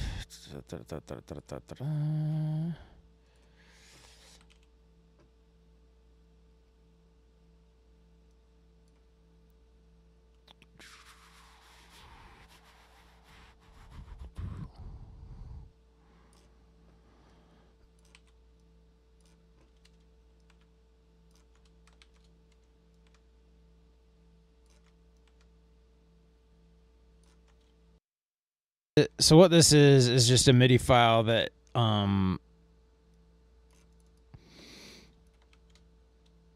bounces, I believe 16 shots or 16 velocity layers for each sample, hit, whatever you want to call it, in the Addictive Drums libraries. And then it's in a specific order here, so that when this is bounced, I just bring that wave into a template project, and then it auto chops it, and then I can just load it right into a battery template, and it will already be mapped.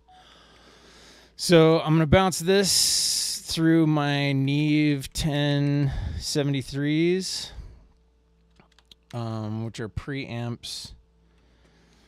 And I like to run a lot of my source material through them in the very beginning, and it kind of helps everything gel together in the end stages. And you can also add saturation and EQ at that point, because I have the 1073N, which is like the actual one out of the console, so it has the EQ on board, and that can be really nice for like low and high passing and stuff. But generally, I just like throwing everything through there as early as possible. I have two of them specifically just to have a stereo pair, like a front end bus that I can run everything through. It just kind of helps everything gel.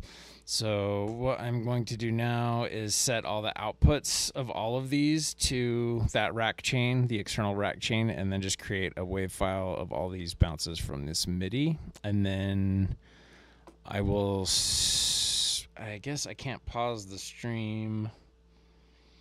Probably wouldn't be worth doing a whole other stream. Does anybody care if you do 2 live streams in one day? Is that a faux pas to do a stream and then pause for like a half an hour and come back? Maybe we'll just call it for today. I'll bounce this, and then we'll come back tomorrow with it in battery, and then I can start adding bass and other stuff. We'll do baby steps, a little bit at a time. Yay, I'm streaming again. Huzzah. All right.